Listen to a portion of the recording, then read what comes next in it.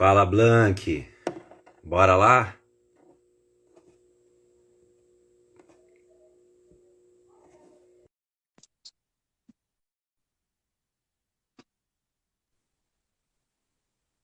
Grande Blanche. Ó, eu tive um pouco de dificuldade de falar Blanche. Blanche é uma coisa nórdica que você falou, né? Ah, Seja Blanche, bem-vindo, viu, meu querido? obrigado, querido. Um prazer estar aqui com você. Estão me ouvindo bem aí? Tá tudo ótimo aqui. Eu só vou aumentar um pouquinho mais o som para mim, o retorno aqui. Ok. Sorte que não é palco, né? Não vai dar microfonia aqui, ó. Sim, legal. O Poxa, pessoal tá entrando. desculpa ter atrasado um pouco a entrada. Eu estava numa reunião agora com o Cogumelo Plutão agora. E a gente Aham, está definindo os lançamentos, as coisas de final de ano da gente, e que está mexendo com muita coisa. Então a gente, ao longo dos últimos anos, a gente tentou até ensaiar uma volta aí há 2 anos atrás, mais ou menos, 2 anos e meio atrás, mas a gente aham. teve um problema de origem empresarial na época, e até que a gente resolvesse todas as questões jurídicas, né, levou um tempo. E foi um pau danado, mas agora tá tudo bem, graças a Deus. E aí a gente começou a fazer as reuniões já de lançamento do material novo. As novidades é que o Biblioteca de Sonhos vai sair pela Universal Music ainda esse Puxa, ano, que legal. que estava devendo aí. Exclusividade, Blanche? Exclusividade. A gente acabou de fazer a reunião agora, há pouco. Eu fiz Que uma reunião legal. hoje também, nós fizemos uma reunião hoje, né? Eu fiz uma reunião com o Paulo Ivanovich, nosso primeiro produtor, que me descobriu no começo junto com o Cogumelo Plutão. Então, Paulo Ivanovich está meio que ajudando aí os lançamentos da gente aí com a Universal Music, né? E tudo está se caminhando maravilhosamente bem, a banda está melhor do que nunca. A gente acabou de fazer uma reunião agora, já estamos com o Legal. escritório, já mudando toda uma configuração extremamente positiva, né? E a gente está muito feliz, né, por esse momento agora, que levou um tempo, né? Então, cheio de projeto Aham. para sair, tem vários projetos aí para sair. E estamos fazendo digamos assim, um brainstorm do que a gente vai precisar fazer. Na verdade, já era para ter saído no começo do ano, mas em função dessa pandemia aí atrapalhou tudo, não só nós, como todo mundo, né? Mas mesmo Exato. assim A gente já vinha trabalhando durante esses 2 anos aí, os últimos 2 anos, produzindo muito material, muito conteúdo, né? E em função da troca de tecnologias que andou acontecendo nos últimos anos, obriga que o artista não lance mais o álbum cheio, e sim single a single. Basicamente, de 3 em 3 meses, você tem que estar lançando projetos, enfim. A televisão perde um pouco do sentido quando você tem uma internet a ser feito. Hoje o marketing é diferente, obviamente. Obviamente que existe a maioria do povo brasileiro que não tem dinheiro para comprar digamos assim, pagar um canal a cabo, né, de repente, ou numa conta de Uma celular um internet pouco de mais. banda larga, né? Exatamente, um celular de repente mais arrojado, né? Enfim. Então a televisão ainda funciona ainda nas pequenas cidades ainda, assim como o rádio é muito forte ainda, né? Porque aí acaba que a dona de casa, o operário que está na construção civil, eles ouvem o rádio, né? E é aí que os sertanejos Uhum. entram, né? A boa nova é que eu descobri hoje, numa reunião agora há pouco, que teve mais 3 sertanejos gravando Cogumelo Plutão agora esse ano, que Que ainda vai legal. lançar agora no próximo verão. E a gente está vendo aqui uma forma, né, de manter o Cogumelo Plutão na mídia, na televisão e tudo, porque a gente é muito bom de televisão, sabe? A gente sempre, cada vez que a gente entra, Concordo. os ibopes sempre mostram, assim, que na televisão que a coisa rende. Porém, foi o que eu falei com a banda. A banda tá nos cascos para voltar, tá todo mundo animado, né? Eu faço reuniões diárias com o Emerson, o nosso baixista, e agora a gente está vendo toda a questão do nosso escritório e está bem feliz, né? Porque acho que é isso aí, quando as energias se encontram, a produção começa, né? As coisas acontecem naturalmente, né? E você, Eu também rapaz? acredito. Você estava lá em Ah, Mato Grosso, jornalista. exato. Me conta um Eu, pouco de você também, cara. A gente sempre está conversando. Vamos entrevistar um sim. outro hoje. Muito Não, com legal isso. certeza. Troca de vivências. A arte entrou na minha vida através dos 15 anos. Eu sou paulista, do interior de São Paulo, Uhum, mas nunca tive condições de fazer teatro, enfim, né? Comecei na minha cidade uhum. mesmo, eu sou natural de Lins, interior de São Paulo, ali perto Sim, de sim. Marília, Bauru, Araçatuba, e tive a Uhum, oportunidade de morar em Rondonópolis, né? uhum. Que é Mato Grosso. E o sul do Mato Grosso. E ali eu me formei como jornalista, tive a oportunidade de trabalhar na afiliada da Rede Globo, né, emplacando as matérias como editor de imagens e produtor no Brasil inteiro. Legal. E sempre linkado com a arte, mas a arte nunca me deixou. Eu acho que quando você é artista, você não escolhe ser artista, você é escolhido. E Uhum, isso não tem, como que eu posso dizer, um valor físico. Eu acho que é uhum. extrafísico, é espiritual, é algo Exatamente. divino. E nessa brincadeira, morei em Piracicaba e depois estudei no Wolf Mais, Escola de Atores em São Paulo. Uhum, Trabalhei no SBT, fiz Chiquititas, figuração, finalista da uhum. Malhação. Tenho 3 cursos de circo, sou palhaço também. Eu Olha que sou clown, maravilha, é mesmo, cara? de verdade. Puxa, Jogo você me malabar. deu. Que legal, cara. Você me contar. Morro de inveja de você agora, cara. Porra, tô falando sério, cara. Não tem coisa que eu mais aprecio que o circo. Eu sou apaixonado também. Eu tenho duas, no campo das artes, eu sou muito bom em tudo que eu entro, mas eu confesso a você que tem duas coisas que eu me pergunto assim se eu deveria. é, Meu Deus, por exemplo, escultura é uma coisa que eu não sei fazer. Eu admiro todo mundo que é escultor, porque para mim é a arte suprema. E a arte de ser ator. Eu não sei ser ator.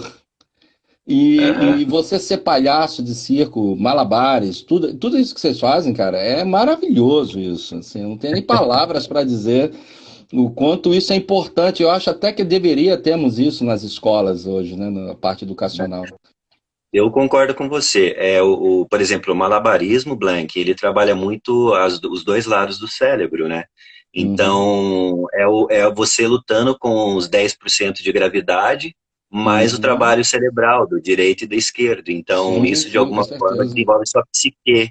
E alguns Uhum. estudos dizem que isso até diminui problemas futuros de Alzheimer. Enfim, eu acho que a arte, Blanche, ela devia estar muito ligado ao início da vida das pessoas, porque Uhum, a arte faz refletir, a arte faz você ser humano, né? E a uhum. gente não vê muito bem hoje em É. dia isso. Ô Blanche, eu Oi. vejo assim que a sua história é muito interessante, né? Primeiro de tudo, até para a gente iniciar esse papo, que já iniciou, enfim, vai rolar do jeito que Uhum. rolar, sem roteiro. Como que é o Blanche na infância? A gente estava conversando, você acabou tocando no assunto da tua mãe, né? Você foi adotado? Como que foi esse, Não, esse... eu tive uma família legal, assim, sabe? Eu tive um processo, digamos assim, como é que eu posso dizer para você? Eu estava inserido dentro de uma família cuja minha mãe genética era extremamente talentosa como desenhista. Ela tocava 4 instrumentos, a minha mãe genética. Durante a minha caminhada de vida, obviamente, eu tive outras pessoas que foram importantes na minha vida, como meu tio Edilson de Vasconcelos Alves, que me ensinou a arte da bateria, me ensinou a arte do teatro. Que Eu legal. tive muitos. Ele trabalhou com nomes, assim, pessoas grandes. Zé Posse Neto. Ele trabalhou com Antônio Stilho. Uau, Ele trabalhou com como é que é lá, com a produtora lá, Centro de Construção e Demolição do Espetáculo. Ele trabalhou no Irma Vápia, por toda a extensão do Irma Vápia. Então super antigo. eu conheci todo mundo ali, sabe? O Marcos Nanini, que é uma pessoa maravilhosa, assim, sabe? Conheci tudo isso por causa do meu tio. Meu tio me levou para o universo das artes. Ele levantou mais ainda. Obviamente, nessa caminhada, eu tive uma senhora que realmente me ensinou muito música. Nessa caminhada, foi uma caminhada solitária, que eu tenho ela como a minha mãe adotiva. Daí vem o nome Blanche Van Gogh, que era oriundo dela, Catarina Cork Van Gogh, que me ensinou bastante música. Obviamente, eu sou um cara, ela era uma artista também da pintura, uma maestrina, mas eu não posso tirar nem um pouco também o mérito da minha mãe genética, que foi ela que, e que também inseriu dentro de mim o gosto pela música, pela arte também. Então eu tive algumas, digamos, desde a minha infância, eu tive, digamos assim, Referências? processos. Eu tive sorte de ter pessoas que me ajudaram nas artes, sabe? Desde criança, por exemplo, eu desde criança ganhava instrumentos musicais, meus presentes que eu ganhava eram instrumentos musicais, entendeu? Então, Muito assim, bom. meu primeiro instrumento era uma clarineta. Dizem que com 5 minutos que eu peguei numa clarineta, quando eu era criança, eu devia ter lá 5 anos de idade, eu tocava uma Aham. música. Tan, tan, tan, tan, tan, tan, tan, tan, tan, tan, tan, tan, tan, tan, tan, tan, tan, tan. Dizem que eu toquei isso. E até hoje o pessoal comenta isso, sabe? Porque eu peguei e logo imediatamente já saí tocando uma música e eu não sabia quem era. Eu fui pesquisar quem era essa música, chama-se Gloria in Excelsis Dio. Não, Gloria in Excelsis Dio, o nome da música. É uma música que ninguém sabe o compositor, quem foi feita. É um compositor desconhecido. E daí começou essa Aham. minha busca através de saber quem é o compositor desconhecido, porque eu comecei, de todas as músicas do mundo que me cercam, todas, eu sou um cara que eu conheço música demais, de todos os estilos. Essa é a única música que quando eu ouço, seja o que eu estiver fazendo, eu não sei o que acontece comigo, Te ela me toca. emociona profundamente, como se fosse uma relação espiritual, a ponto de eu chorar copiosamente, assim, sabe? Copiosamente, assim. É uma coisa desde criança. Obviamente, na minha caminhada de vida, eu passei a ser um cara que estudou muitos instrumentos musicais. Hoje eu toco 15 instrumentos musicais. Eu sempre fui um cara que sempre estudei bastante. Incrível. Sou aficionado por artes em todos os níveis, sabe? Nesse momento estou escrevendo 3 livros também, que vai sair agora uma secção, como era para ser um livro só, mas como ele ficou muito, assim, bem grande, a pessoa da editora Aham. pediu para eu fazer uma trilogia dele, sabe? E aí acabou ficando Sensacional. legal. Tá saindo agora, Marcha do Demônio. E tá saindo fora pela Rugel Editora, lá nos Estados Unidos. E eu tô aqui vendo uma turma da pesada de cineastas que eu tô conversando, o pessoal lá de Hollywood. Eu tive o prazer de ver agora recentemente um grande amigo, o Roger Hall, que acabou de ter o roteiro dele aprovado lá fora nos Estados Unidos por uma mega produtora de Hollywood, e vai virar um filme. Caramba, hein? Atores do mais alto nível vão participar do filme dele. E eu pedi ele, inclusive hoje eu tive uma reunião com ele hoje mais cedo, para ele roteirizar o meu livro, para a gente levar isso para um nível maior agora, sabe? Recebi convites agora recentemente para trabalhar em Brasília, na Secretaria de Cultura.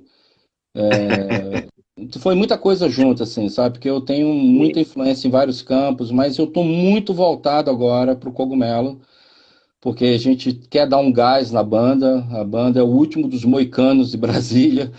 Então, assim, parece Então, que bem, às vezes eu tenho a impressão que o rock, assim, que você olha a música, parece que está tudo sob escombros. Houve uma explosão nuclear, a qual parece aham. que eu e os caras da banda estamos caminhando por escombros, assim, sabe? Explodiu tudo, acabou a MTV, sabe? O que tem hoje da MTV não é mais canal de televisão, é propaganda gay, assim, sabe? Eu respeito os gays, mas aquilo perdeu Sim, interesse, não é sim. mais um canal de música, devia ter colocado Gay TV, acho que tem mais a ver, ou Suruba TV, sei lá o que que é aquilo. E é interessante você falar do cogumelo, que talvez algumas pessoas não conheçam. Na verdade, você sempre mexeu, no caso do Rio de Janeiro, com artes plásticas, mas no fundo o rock pulsava em você, o pop, o rock, né, que se misturam em uma época onde a televisão também ditava algumas regras tendenciosas no sentido de, não, agora é o momento do axé, agora é o momento do samba, agora é o momento tal. Onde você decidiu, nos meados de 1997, ir para Brasília, né? E Brasília, eu acredito que para você, Blanche, foi um aprendizado, porque Não, não foi em o 97, não, foi antes disso, muitos anos antes foi disso. antes, Foi antes foi disso. antes disso A minha ainda? relação Quanto tempo você é. ficou? Brasília foi 93, 92, por ali. Foi mais ou menos isso aí, 92. Aí, um dado momento das minhas idas e vindas para Brasília, entre Rio e Brasília, acabei topando com o Emerson, que era hold do Cidade Negra.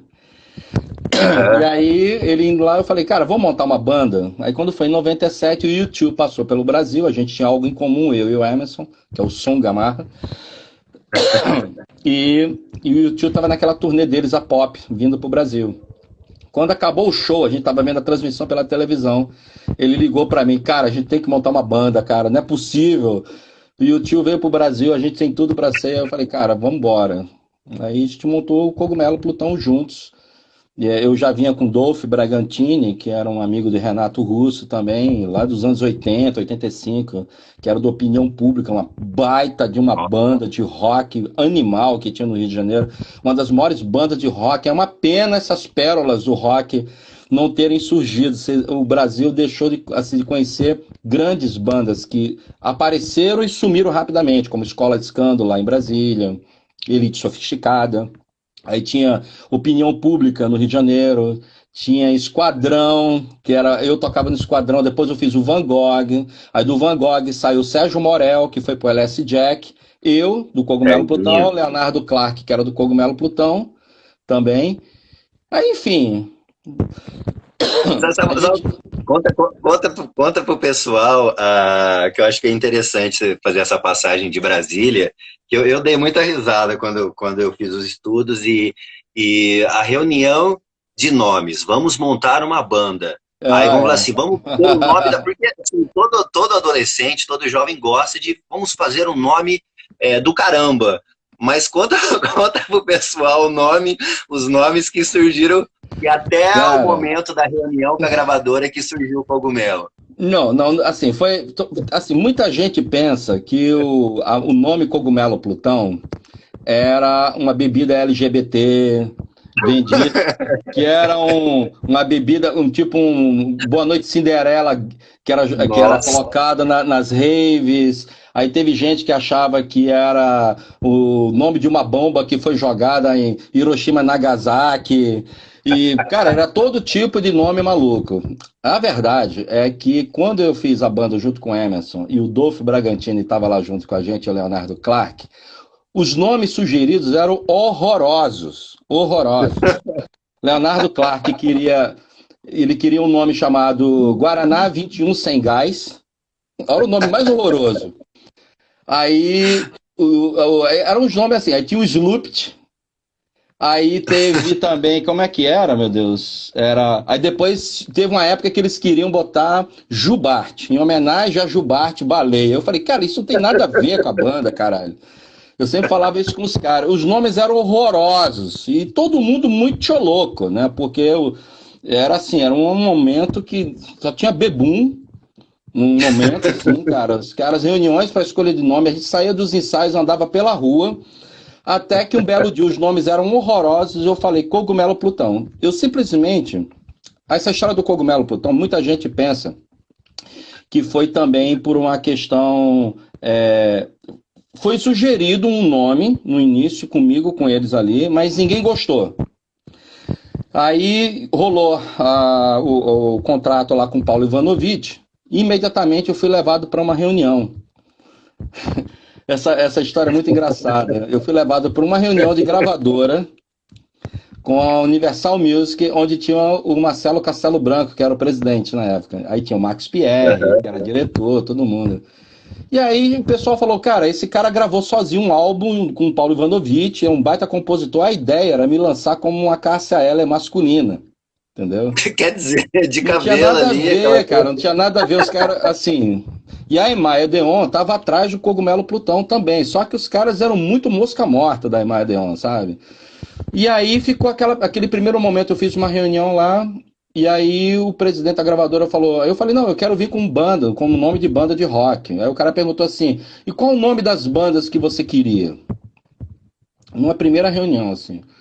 Aí eu falei, cara, eu tenho 3 bandas. Ele falou, qual, você tem banda pra te acompanhar? Eu falei, tenho 3 bandas. Tinha nada. Eu tinha era os caras, o Cogumelo, o Leonardo Clark, que era campeão de snowboard nos Estados Unidos, entendeu? Não tava nem aí mais pra tocar. O Emerson era carregador de caixa do Cidade Negra. O Dolph Bragantini trabalhava com desenho gráfico, essas coisas assim. Entendeu? Aham. Aí era uma banda assim, e eu sozinho ali, como jornalista, tentando montar uma banda, fazer alguma coisa. Nisso, quando ele perguntou, tá, e qual dessas bandas você quer trazer? Nisso, ele tocou o telefone, ele foi atender o telefone na mesa dele, eu estava em pé diante de uma mesa com um monte de diretor, foi o dia que me levaram para conhecer eles lá. E aí o cara perguntou assim para mim, tá, e qual a banda dessas bandas que você quer?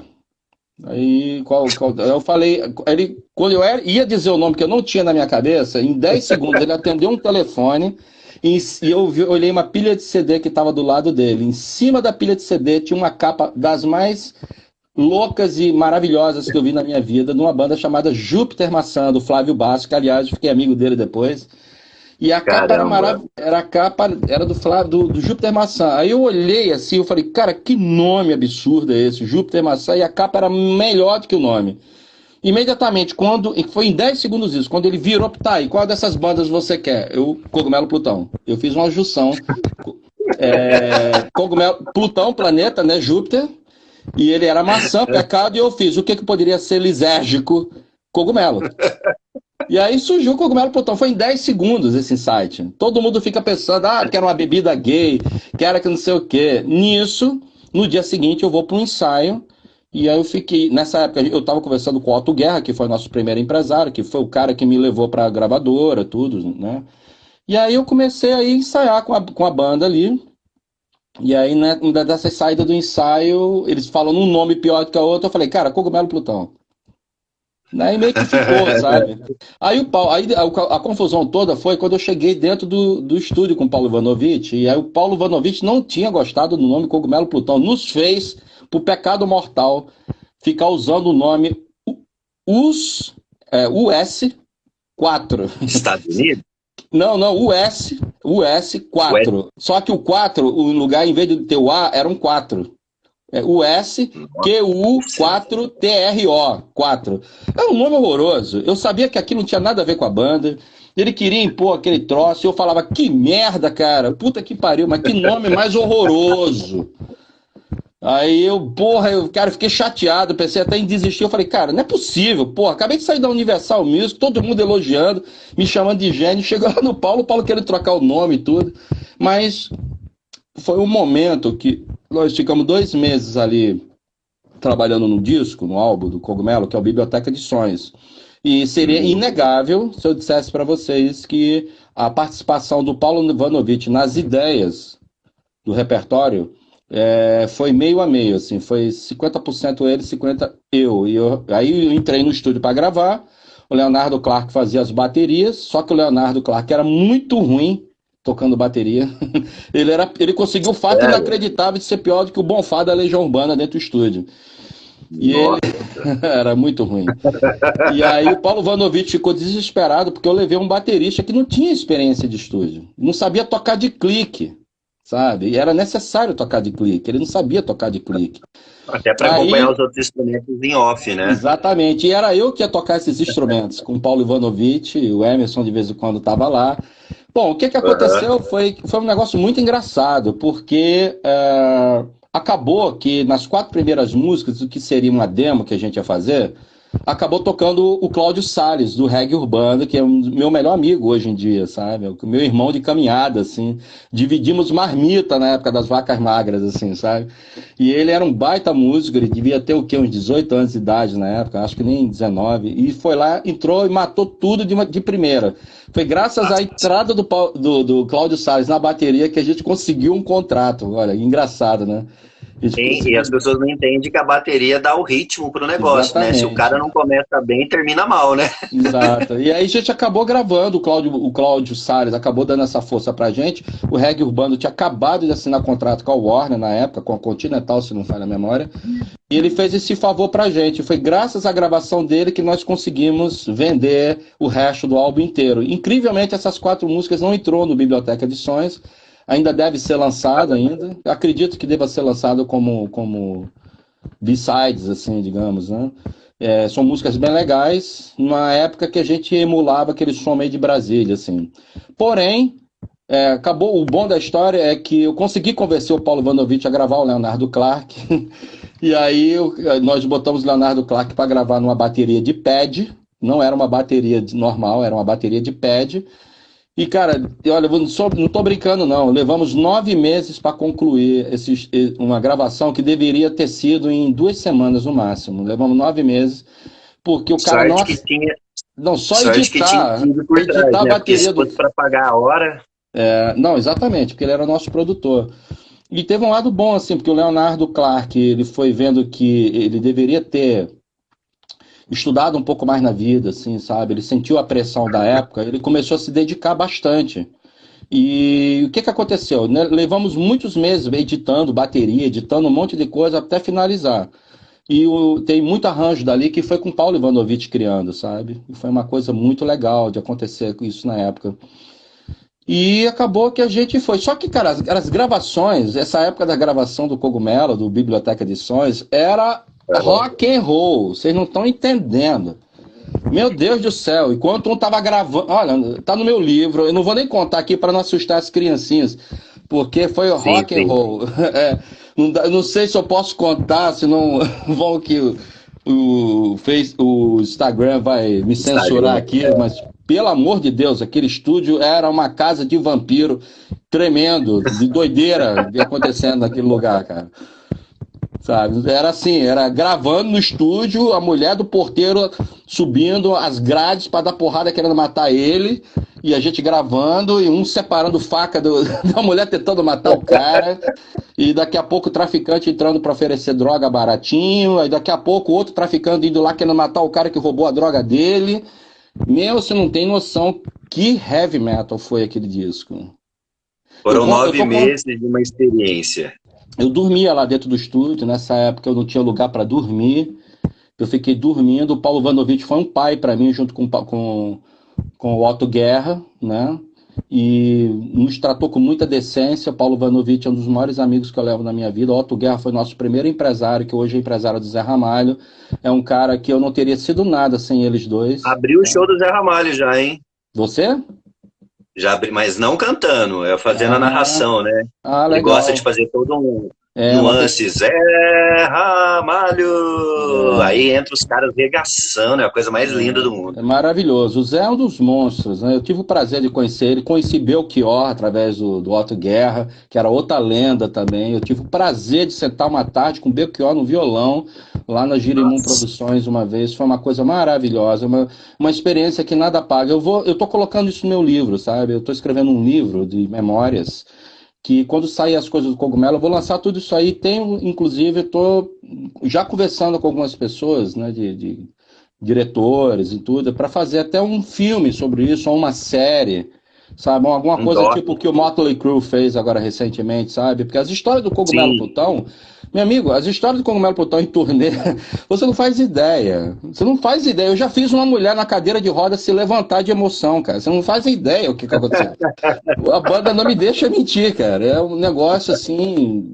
O Meu Deus, Blanche, você... o Blanche, como que você falando desse sucesso, você falou que foram 9 meses de trabalho, de uma virada absurda de vida, literalmente. Uhum, Uma das coisas que eu vi do seu trabalho é essa comparação entre dormir no estúdio e depois dormir em hotéis 5 estrelas, sendo que isso. não podia dormir nos hotéis 5 estrelas porque tinha gente na frente.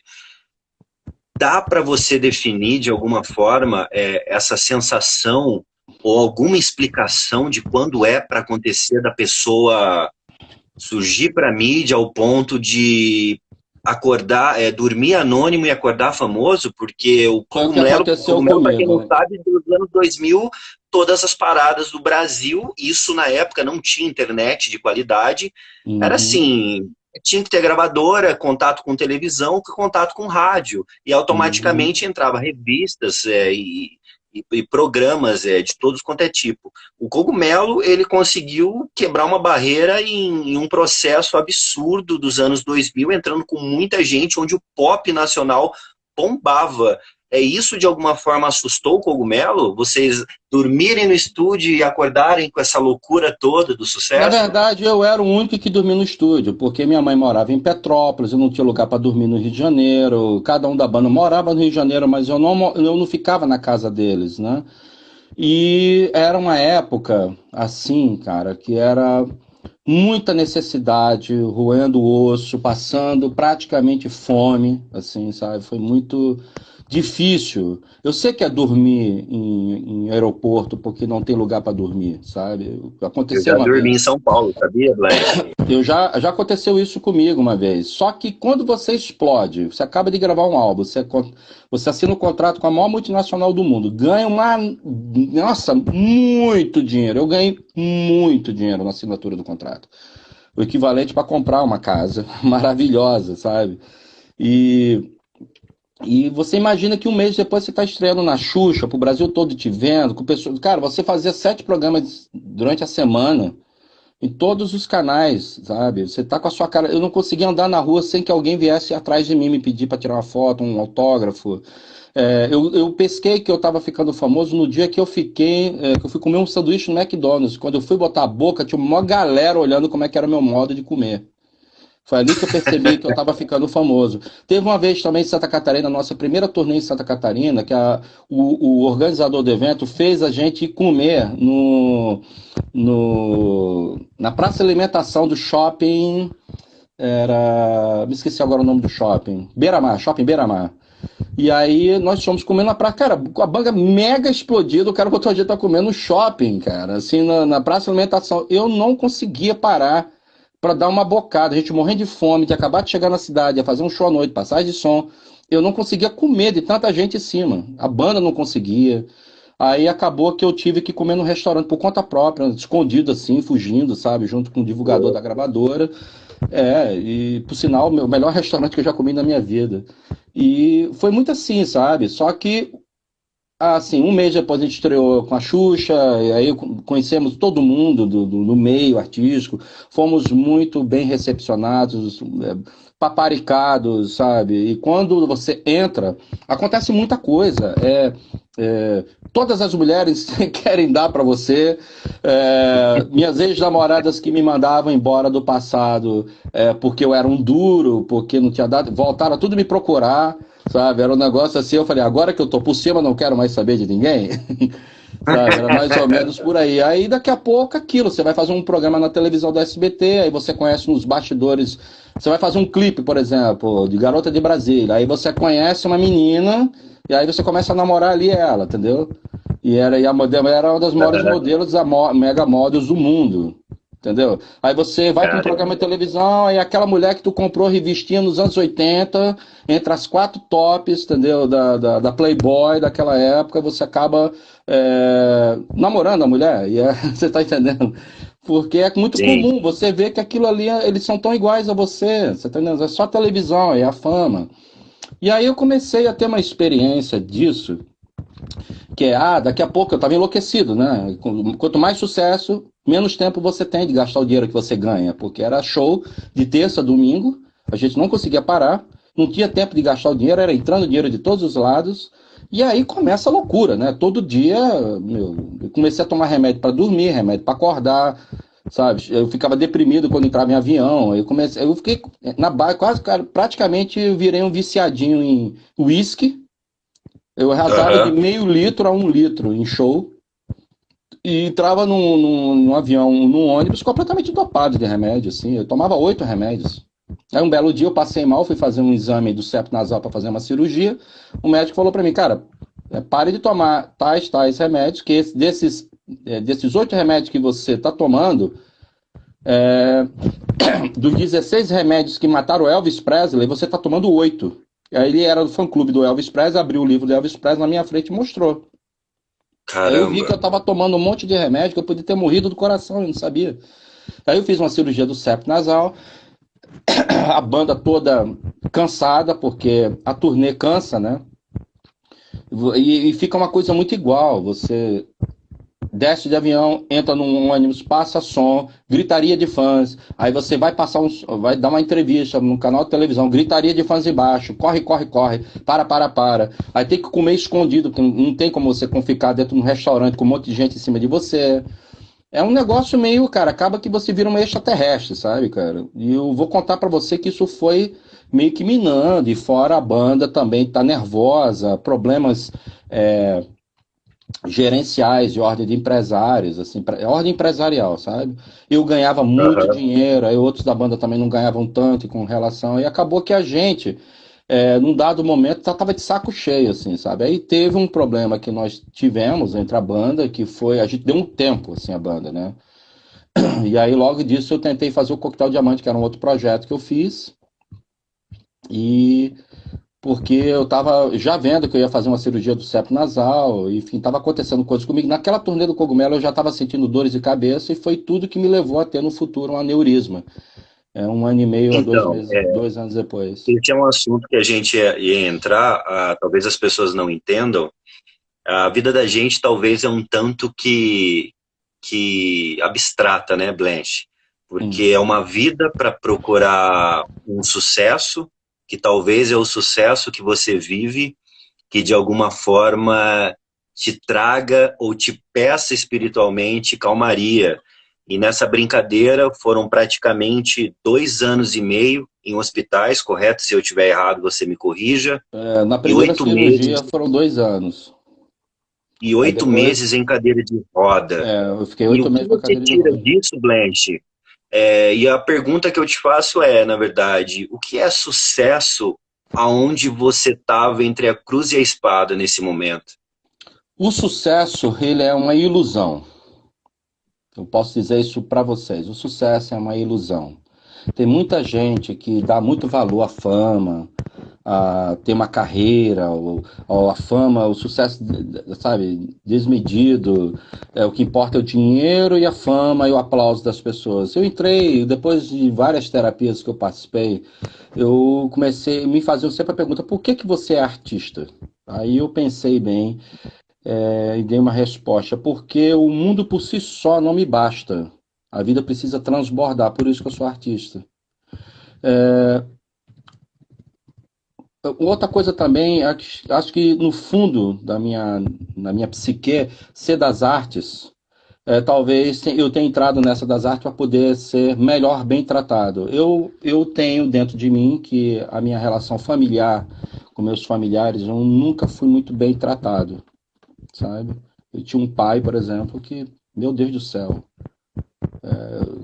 vários traumas assim na conta dele, assim, sabe? De tentar e dizer que arte é uma coisa de gay, que, sabe, que isso não vai dar em nada, que, que isso nunca vai acontecer para você e que você jamais vai ser nada. Até o belo dia que você está na televisão ganhando todos os prêmios, a Globo fazendo homenagem para você, os artistas falando de você, mesmo assim a pessoa não te dá dizendo, puxa, você venceu na vida, você ultrapassou a linha. Não tem um reconhecimento, sabe? Isso foi. Só que, como eu saí muito cedo, aos 17 anos de casa, 17, 18 anos, eu fui morar sozinho. Eu não quis mais conviver com a família que não me apoiava. A minha mãe era maravilhosa, mas ela era dependente dele. Então ficava uma coisa. Eu não aceitava certas coisas dentro da minha casa, um homem tendo amantes, sabe, tendo vida dupla e tratando a nossa família como lixo e os amigos dele é o que importava e as amantes, né, e os filhos dele que ele tinha, e pra gente era só pedrada, era só mágoa, mágoa, mágoa. Chegou uma hora que eu saí de casa, e aos 17 eu fui sozinho, passei todo tipo de problema que você pode imaginar em nome disso. É engraçado também que as pessoas perguntam assim, poxa, mas como é que as suas músicas são essa coisa toda? Por que que um dos segredos das minhas músicas fazerem tanto sucesso é porque eu conto muito sobre mim, sobre o universo que me cercava. E a densidade emocional colocada ali faz com que seja despertado nas pessoas uma identidade delas. Entendeu? Por exemplo, a Garota de Brasília existiu mesmo. Entendeu?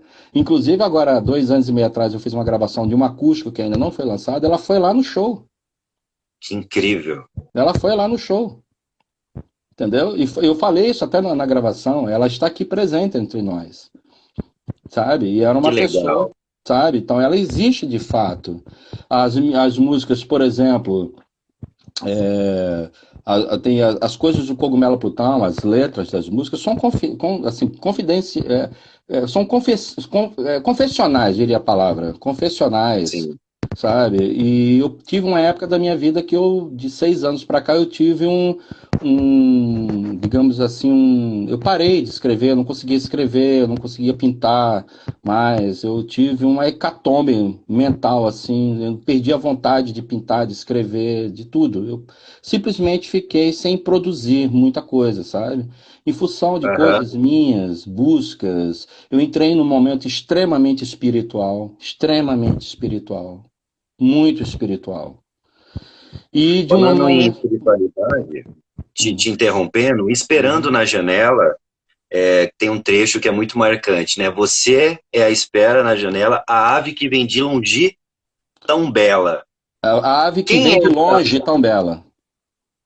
quem que é essa ave, Blanche? Jesus Quem que é Cristo. essa? Jesus Cristo. Exato, né? Essa música é Quem que feita é para Jesus Jesus Cristo Cristo, para sempre você? foi para Jesus Cristo. Essa música, muita gente pensa que é para uma mulher que está numa janela, né? Não é. Essa música foi o dia que eu tive uma notícia da morte de uma querida amiga que eu tinha de 13 anos de idade, que era uma influência poética na minha vida, e que chamava-se Meg. Ela morreu num acidente de carro com a família dela toda. E do tempo que eu passei em Brasília, era uma pessoa que só me dava palavras motivacionais. Era uma menina muito doce. Era uma espécie de Sandy, ela. Muito doce, que andava no meio dos punks. Eu era um cara meio punk, doidão, andava com as calças rasgadas. Ela era toda. Ela tinha uma irmã também, que era a Maria Berta. Maria Berta, era muito engraçado esse nome.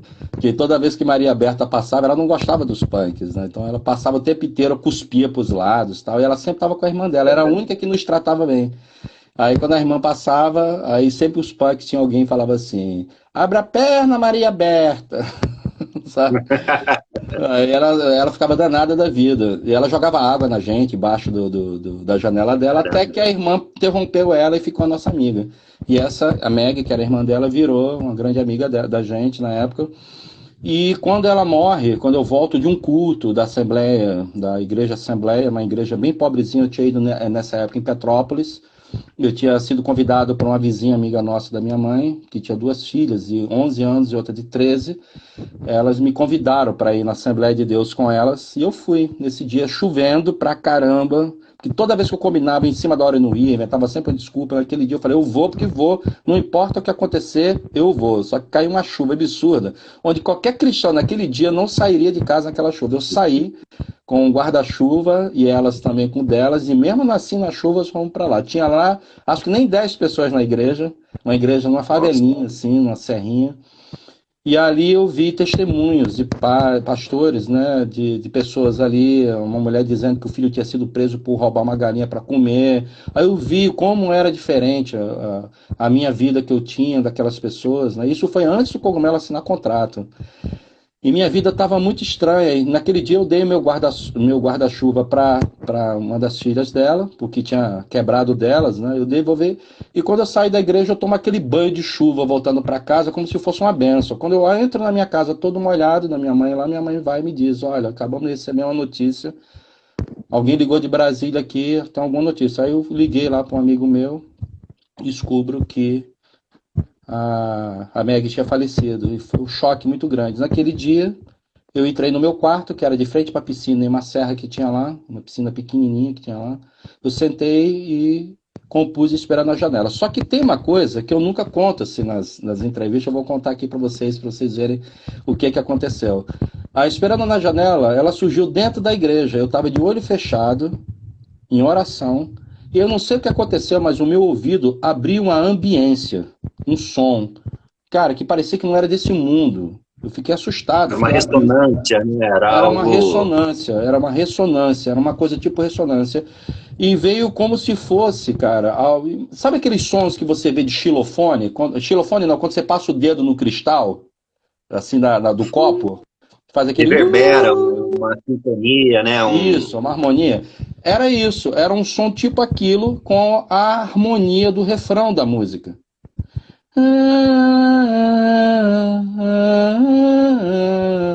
Como se fosse assim no meu ouvido, uma harmonia. E eu fiquei assustado com aquilo, sabe? E eu guardei aquela harmonia.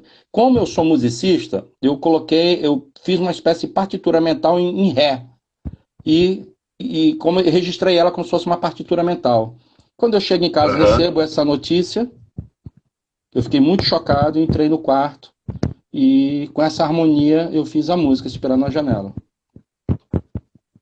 Que Entendeu? incrível. Que foi com base em frases do que ela falava para mim. Ela era uma pessoa muito motivacional.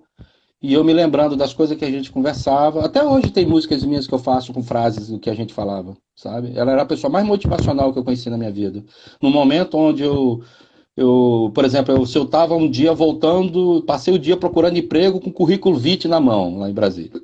Aí, quando eu passava embaixo do prédio dela, ela, poxa, Blade, toca essas músicas bonitas aí que você sempre toca. Quando é que você vai vir aqui embaixo do prédio tocar aquele violão, aquelas músicas bonitas? Aí eu falei, não tô com saco pra tocar música não, cara. Acabei de voltar agora, tô cansado, nem almocei, não arrumei emprego nenhum, a vida tá uma porcaria. Por mim, eu apertava o botão vermelho e explodia tudo. Aí ela falava, acima das nuvens cinzentas e sombrias, sempre há um sol bonito ali sorrir. Ela sempre tinha uma frase assim, sabe? O Blanche, tem coisas, eu acredito, você contando a sua história, eu contei um pouquinho a minha, que tem coisas que o ser humano procura respostas.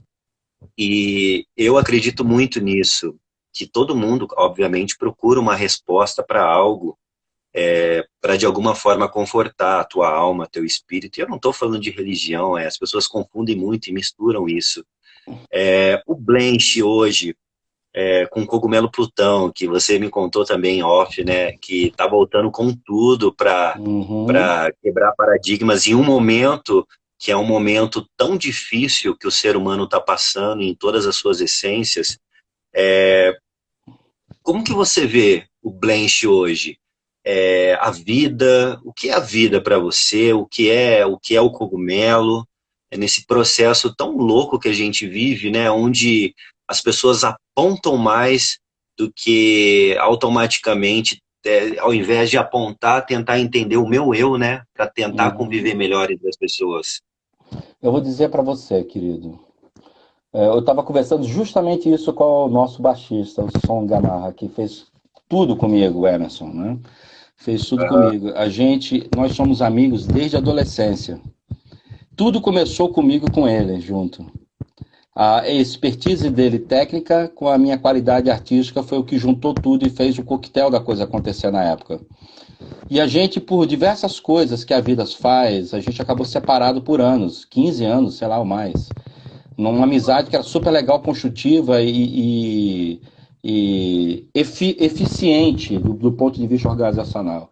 A primeira coisa que eu percebi quando eu voltei com o Cogumelo e voltei a conversar, que assim, eu tive algumas formações diferentes com o Cogumelo ao longo desses anos, que eu gravei até outros álbuns, porém eu não lancei, vai sair tudo agora.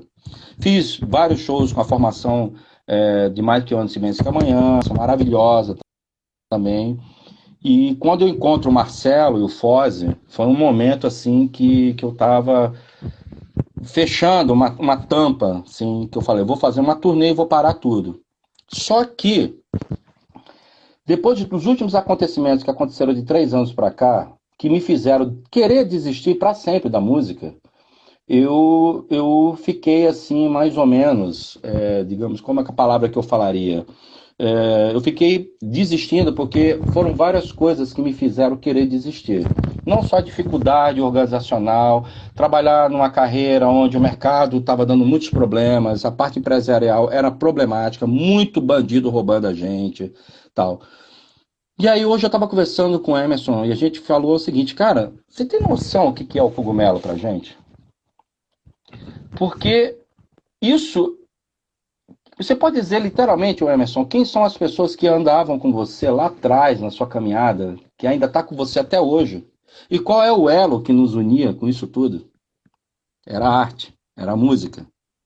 E nós dois somos muito parecidos com isso, sabe? As experiências são bem parecidas.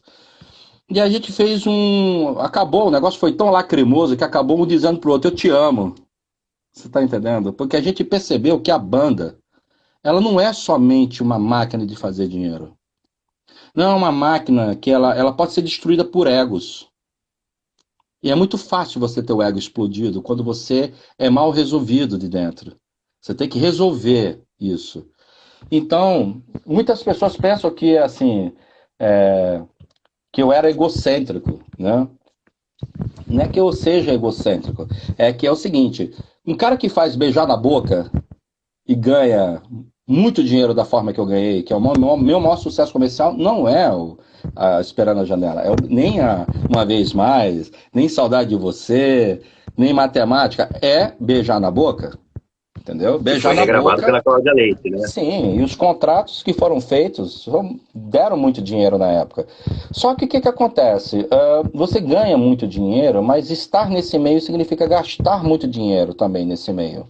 Você está entendendo? Para investir em carreira, tem uma série de coisas. E eu sou daquele tipo de artista, nós somos, né, do Cogumelo, que a gente não faz pacto com o demônio. Sabe? A gente não é arroz de festa. Se você está achando que a gente vai entrar num programa de televisão para ficar sorrindo, distribuindo rosas, não é. Nós não somos isso. Nós somos. A gente leva uma linguagem motivacional espiritual, mas o que às vezes, para ser dito, a gente diz. E uma das coisas que eu combato na minha vida é o politicamente correto. Esse pessoal que fica, oi, tudo bem? Ai, eu sou tão legal. Ai, vocês são tão bons. Ai, eu tô tão feliz por estar aqui. Você tá entendendo? Se eu fizer isso um dia, pode apostar que isso é ironia da minha parte, entendeu? Porque eu sei o quanto custa pra gente estar num programa. A gente não tá num programa porque a gente tá desesperado. Eles se chamam a gente porque a gente é bom de ibope. Mesmo que eu Exato. seja conhecido como um doido que rasga pedra, que joga pedrada pra cima de A, B, C, artista de vez em quando, é porque o que seria do meio artístico sem um Clodovil, sem uma Ângela Rorô? Essa porcaria de ser politicamente correto tá matando a música, matou. A última porcaria que foi oferecida pra mim foi quando colocaram o padrão emo de qualidade. Pra mim aquilo ali foi o canto do cisne do rock brasileiro. Como é que pode uma MTV destruir o pensamento da juventude para chegar e virar essa porcaria que hoje está aí? Então, isso não é ser polêmico, anti-espiritual. É você dizer que a nossa cultura e educação está sendo destruída por verdadeiros assassinos da arte, verdadeiros bodes pretos. E alguém tem que dizer isso. Cara, eu passei anos da minha vida estudando para ser quem eu sou. Eu dou palestra em faculdade. Eu toco 15 instrumentos. A minha cultura é vasta. Se você não tem cultura vasta, eu sempre falo isso para as pessoas que às vezes me indagam. Me desculpe, cara, fica difícil de debater com um cara que fala problema. Nós vai, nós Exato. fui, Nós fumam. nós fumamos, sabe? Kuma, você tá entendendo? Fica complicado. Eu não faço parte dessa geração que bate palma pra uma música que enaltece bandido, sabe? A minha música, o que que eu quero com a arte? Eu quero mostrar uma beleza estética. Porque a música foi destruída, cara. Então, assim, era só oferecimento de depressão, sensibilidade gay, depressão, pouca promoção do pensamento individual, pouca promoção de soluções para um país. A gente ficava... Quantas bandas punks tinha nos anos 80, 90, tudo é uma porcaria, porque tudo é revoltado, é rebeldia fabricada, e depois vai fazer comercial da Presto Barba. Você tá entendendo? Quando eu digo Uhum. que Humberto Gessinger era um gênio, que a banda de rock numa propaganda de refrigerante, esse cara era um gênio. Ele percebeu aquilo nos anos 80. Você está entendendo? Eu considero Humberto Gessinger um dos maiores da poesia do Brasil de todos os tempos. Posso ter minhas diferenças políticas com ele, por A ou por B, entendeu? Por uma questão de pensamento. Aliás, a política agora também está uma merda. Eu não gosto nem de falar disso, porque me dá nojo, sabe? Mas eu fui estudar, cara. Então você imagina um cara como eu que estudou, se especializou, pô, fui fazer curso de produção musical, cara, engenharia de som. Pô, cara, eu trabalhei do lado de Ivan Beretta, que é um dos maiores engenheiros de som do que eu já conheci na minha vida, Paulo Ivanovich. Eu trabalhei com Michael Sullivan, Vocês têm noção quem é Paulo Ivanovich, Michael Sullivan e Miguel Plopsky dentro de um estúdio? Vocês fazem ideia? Miguel Plopsky, maior diretor, presidente gravadora da história, um homem com 70 milhões de discos vendidos, um homem que descobriu o Roberto Carlos. Vocês fazem ideia? O cara era do The Fevers, Michael Sullivan foi do The Fevers e do Renato Blue Caps. É mais ou menos como se ele fosse dos Beatles e do Rolling Stones. Eu trabalhei com a nata do rock. Eu conheci todo mundo que me importava. Para eu chegar agora e ficar vendo, sabe, um monte de banda nova, me dá pena, me dá vergonha. Eu falo, volta e meia isso. Inclusive, hoje à tarde eu dei até uma entrevista agora também, pessoal aqui para um site falando sobre isso, porque, cara, você vai querer ajudar uma banda, aí você vai ver o cara, é o cara com o complexo de Renato Russo, cantando com voz impostada, aí você vai ver, pô, ouve minha banda, eu vou ver lá o cara imitando Dinho Ouro Preto na cara dura, ele tá no meu Instagram, ele sabe quem é o safado, que eu já falei pra ele, cara, muda isso, você vai passar sua vida, vai virar coveiro. Quando é que você vai virar uma banda de referência nas artes? Assim, tem muita gente que às vezes o som é legal, mas o cara atrapalha. Você tá entendendo? O vocalista tá atrapalhando a evolução, a boa evolução da banda, porque o cara tem complexo. Aí ninguém chega pra mim, pô, cara, não sei o quê. Pô, aí tu vai conversar com um cara, por exemplo, eu tava uma época aí fazendo teste até pra tecladista, pra acompanhar na turnê. Aí tu vai conversar com um cara, não, porque, pô, cara, eu me amarro no Catedral. Porra, vai pra porra. Tu não tem que andar comigo, entendeu, velho? Vai andar com o imitador, velho. O cara de pau dizer que, não, eu não tinha influência nenhuma de Renato Russo, eu gostava de Gerard Adriano. Ah, meu irmão, vai procurar, entendeu? Tá achando que você tá lidando com quem aqui, cara? Eu andei com o Renato Russo. Eu fui influenciado por Renato Russo. Como eu também influenciei algumas coisas. Eu sempre costumo falar uma coisa para as pessoas quando eles falam assim comigo. Pô, você tem uma voz parecida com o Renato Russo. Sim, mas querido, mas peraí. Eu tenho influência de Jim Morrison, eu tinha influência de Ian Curtis. Renato Russo ia totalmente em cima de Ian Curtis. No palco, cenicamente. Enfim, como, sabe, com muitas coisas acontecendo. Então, se você tem uma postura artística, que no começo você pode até lembrar isso ou aquele. O Cogumelo Plutão, o primeiro álbum da banda, parecia que tinha 3 vocalistas ali. Não parecia o Blanche. Parecia 3 vocalistas cantando, porque a gravadora queria tirar esse ranço de Legião Urbana, sabe? E meio que a minha voz não conseguia tanto. Você pega o cara que canta Sozinho no Universo, não é o mesmo cara que canta Pit Boys, que não é o mesmo cara que canta Esperando na Janela. Você entendeu? É porque queriam tirar essa aura em cima da banda. E no final da história, eu não sei o que aconteceu, que esse disco explodiu. Foi uma coisa inesperada que ninguém sabe, mas deu muitos problemas. Gravadora, era um momento de pirataria acontecendo no Brasil em alto nível, né? O mercado tomando. Mas o que eu quero dizer aqui hoje é que fica complicado para mim, por exemplo, eu me tornei um produtor, trabalho com o pessoal da Selo Virtual, que é cara, quem vai salvar o mercado hoje fonográfico no mundo chama-se selovirtual.com. Entendeu? Vocês querem descobrir qual é a tecnologia que vai salvar, está lá, chama-se Musicard, e o novo álbum do Cogumelo Plutão foi lançado lá, chama-se Ave Império. Você quer ver o novo álbum do Cogumelo Plutão? Está em exclusividade pela Selo Virtual. Você não vai encontrar isso no Spotify, você não vai encontrar no Deezer, nada disso. Ele está lá na Selo Virtual, que foi um esquema que a gente fez para poder promover essa tecnologia. Essa tecnologia, ela tá chegando em tudo que é multinacional agora, e a gente vai recuperar o mercado de venda física com ela. E o novo álbum tá lá, então não esqueça, que é o novo álbum do Cogumelo Plutão, selovirtual.com. Só entrar lá, vocês vão ver, digita Cogumelo Plutão. Então, o que está acontecendo? Nós fomos procurados agora recentemente, estamos numa conversa com o gravador, a banda se reconfigurou, graças a Deus, a gente conseguiu limpar todos os problemas empresariais que tinham, e a gente vai tá fazendo agora. Então, a gente está bem feliz, acabamos de sair de uma reunião agora há pouco, as mídias sociais vão começar a dar uma pirada agora, né? Porque vai começar a entrar um monte de coisas nossas agora, o pessoal não está esperando, e a gente vai fazer isso. Vamos responder aí o pessoal? Acho que eles estão fazendo aqui umas perguntas aqui, né? Exato. Tem algumas pessoas perguntando assim, falando que independente dos problemas atuais, que são mercadológicos, né? Só para quem está dentro do processo, falando que a banda tem que voltar, e algumas pessoas perguntando quais são os novos projetos, então, do Cogumelo para 2020, nessa loucura toda. Pois é, ó, gente, a gente gravou vários projetos. Cogumelo Plutão tem vários projetos. Tem um álbum que nunca foi lançado, que é o Mais Que Ontem Menos Que Amanhã, que foi recusado por ser depressivo, junto com um outro álbum da gente, que a gente tinha. Tivemos 2 álbuns recusados pela Universal Music. E esses álbuns ficaram na geladeira. Fora isso, tem o Amor à Primeira Vista, que ficou pronto. E tem um que ninguém conhece, que é a Nova Ordem. Esse álbum foi gravado rapidamente, é um álbum punk, de mais rock and roll, assim, tradição do Cogumelo, ali do começo da carreira do Cogumelo, quando a gente tinha essa verve mais Brasília, assim, mais plebe, mais aborto elétrico, era nessa pegada. Música acelerada, aquela coisa meio Ramones, assim, e Aham. letras meio depressivas, sim, porque na época eu tava enlouquecido, né? Ô, Então, Blanche, eu vou te cortar só um pouquinho.